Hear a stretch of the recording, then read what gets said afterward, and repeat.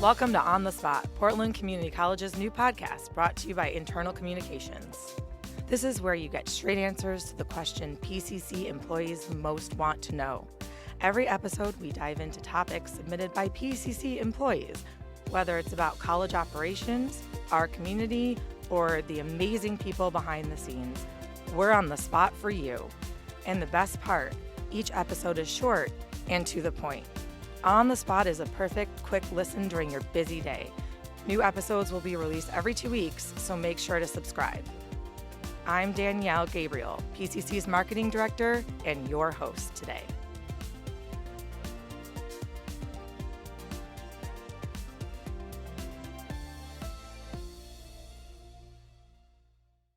Hi, everyone. Today on The Spot, we have Vice President and Chief Financial Officer Dina Farrell. She's going to highlight her role at Portland Community College and provide us with a brief overview of demystifying PCC's budgeting process and provide some insight on how financial planning aligns with the college's missions and goals.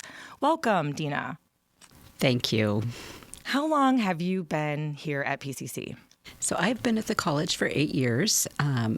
Prior to this role, I was the Associate Vice President of Finance. So I've been here through lots of change in enrollment and financial planning over the last 8 years. Can you give us a brief overview of the Fiscal Sustainability Action Plan? Yes, the Fiscal Sustainability Framework and Action Plan aims to ensure the long-term financial health and stability of the college. It includes strategic initiatives, measures, all that align our financial decisions with the college. So this is a 6-year plan. It stems over 3 bienniums, and it focuses on a sustained fund balance as a required reserve for the college. It allows us to have those financial reserves to get us through tough times and also be able to position ourselves for when we may need more funds to support additional enrollment. So it is our way of positioning us for the future. And we have reserves currently at PCC. Is that correct?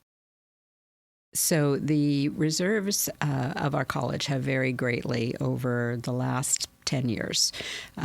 We have been in a situation where we were fortunate to have had significant reserves, typically between about $68 million and $80 million. And from the higher enrollment in 2012 on, those were really good financial times for the college, but it was also a challenge because we had to position ourselves for those additional students. As we moved into the mid-2000s, from 2015 to 2019, we started to have enrollment challenges, and we started to spend that fund balance down, that reserve down. So we are in a point of time where we need to kind of sustain the fund balance as opposed to being on this upward trajectory and a downward trajectory totally influenced by enrollment and state revenue. So we're really trying to develop a longer than 3-year time frame. We've typically planned over a 3-year period because that's when you can really ascertain your most reliable numbers. But when you really need to look onward beyond that, and in this case we're looking at 6 years, we're trying to do our best to moderate that fund balance and stay kind of within a sweet spot of what we're calling a 12% ending fund balance with an aspiration of 12 to 18%. The board has directed us that that is a percentage that we are looking to shoot for. And so that is our goal over the next 6 years, is to keep that fund balance available.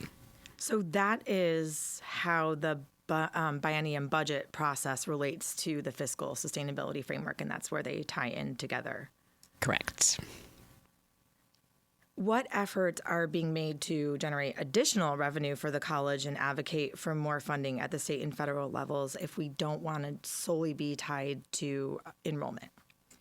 So that's a really good question, and we have received some really good input from around the college, suggestions on how we align our programs better with the students that we serve in the community. So meeting those different needs of our students is really important.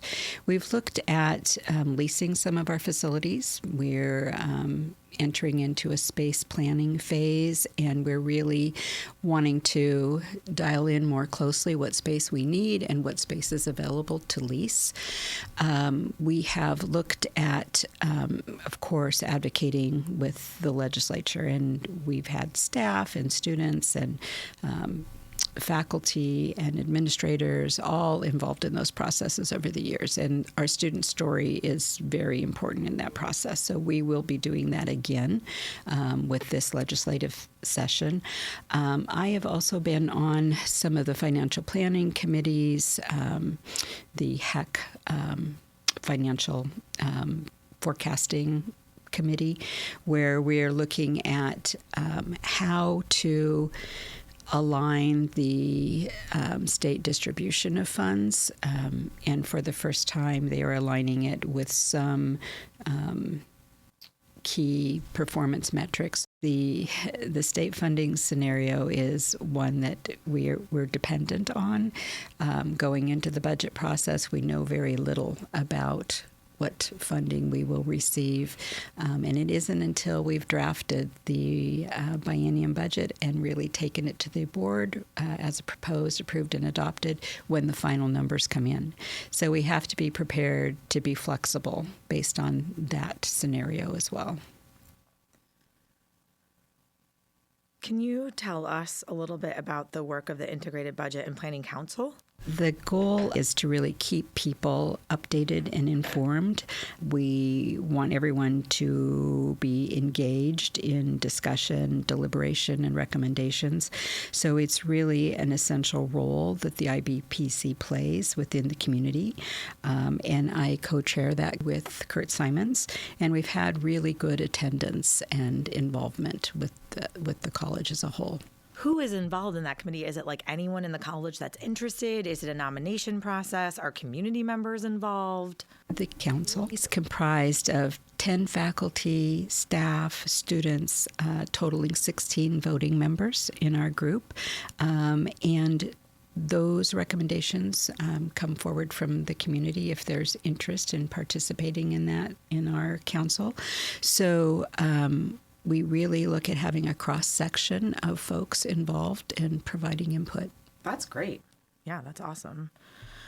And okay, now let's talk a little bit about Workday and what role Workday may play in this entire process. So Workday for financial services replaces our old Banner legacy system of 30 years, and it will give us a lot more capacity in terms of our reporting and analysis tools. Much of what we do right now are ad hoc type reports that we do through, various different supplemental programs, and this will actually allow us to define our own reports, do some dashboard reporting, and really take our reporting structure to a different point. We're really excited about that. That is something that we've been looking for quite some time. We investigated some budget software and different reporting software independently, and this will bring all of that together for us. How long has the Workday process been underway? Has it been a long time now? We've been in the implementation phase over the last year, and we are moving towards our go-live date of July 1 for fiscal services and PSEC, so we're really excited about that. But we are right now in the phase of working on our parallel processing, so we'll actually be testing transactions, duplicating banner-type transactions over the next 3 months as we prepare for our go-live date. Right, that makes sense because there has to be some overlap between the old system and Workday to segue into solely Workday. Absolutely. And without that, we really couldn't be as confident in making that rollout successful. If employees are interested in staying informed about the budgeting process, and, if anyone has concerns or they want to participate in any future committees or future discussions about budget planning and financial decisions, how can PCC employees get involved? We do have our Fiscal Sustainability webpage that is accessible at the main www.pcc.edu/fiscal-sustainability. That is a perfect place to go and do a deep dive or look at some of the summary comments. We have frequently asked questions that are posted there along with answers. Overall, if they're interested in learning about the budget or the annual comprehensive financial report, they can find that information at Finance and Business Services. That's accessible at mypcc.pcc.edu. And if you go to the About page, you can drill down to Administration and then Financial Services. And in general, if people have questions about the Fiscal Sustainability Action Plan, they can go to ibpc-group@pcc.edu.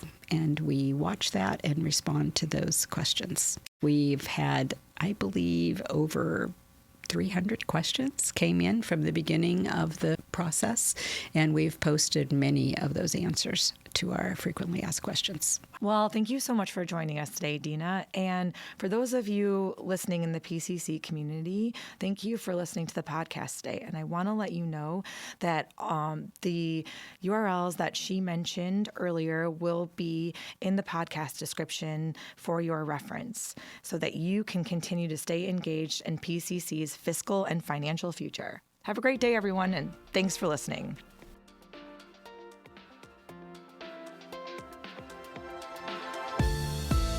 For those of you listening, thanks for tuning in to our second season of On the Spot at PCC. Future bi-weekly episodes bring guests from across the college to talk about the work they're supporting and to answer your questions. I'm Danielle Gabriel, and it's been a pleasure. We'll talk again next time.